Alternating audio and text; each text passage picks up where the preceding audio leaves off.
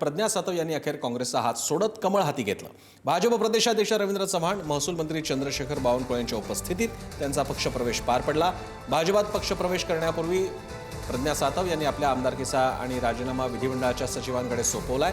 प्रज्ञा सातव या काँग्रेसचे माजी खासदार दिवंगत राजीव सातव यांच्या पत्नी आहेत। राजीव सातव यांच्या कामाचा सन्मान म्हणून काँग्रेसनं प्रज्ञा सातव यांना विधान परिषदेवर पाठवलं होतं।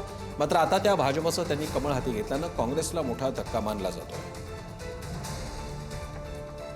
राजीव भाऊंचे आशीर्वाद, देवा भाऊंची साथ आणि सर्वजण मिळून करू आपण आता इथून पुढे सर्व संकटांवरती मात। मी सर आपल्याला एवढंच आश्वासन करते की मी आणि माझे सर्व कार्यकर्ते सबका साथ, सबका विकास, सबका प्रयास और सबका विश्वास ह्याच धोरणाला आम्ही या धोरणावरती काम करू आणि पुढे येऊ आणि आपल्या सोबत नेहमी अशाच पद्धतीने आपण आपलं मार्गदर्शन आम्हाला राहू द्या आणि आम्ही आता इथून पुढे जोमाने कामाला लागू एवढंच सांगते आणि थांबते।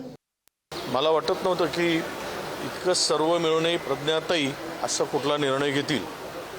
त्यामध्ये नेमका काय त्यांचा राजकीय स्वार्थ आहे मला माहीत नाही, कारण 5 वर्षाची त्यांची आमदारकी शिल्लक होती पुन्हा विधान परिषदेची आणि अशा स्थितीमध्ये असा निर्णय घेणं तर कुठे ना कुठेतरी काही अडचण आहे का, आता आम्ही त्यापर्यंत काही गेलो नाही किंवा तो विषय आमच्यापुढे तरी सध्या नाही। त्यांचं काही संघटनेमध्ये फार काही योगदान आहे असं नाही। तर राजीव सातवजींची अर्धांगिनी म्हणून तेवढंच एक त्यांचा संबंध पक्षाशी आहे।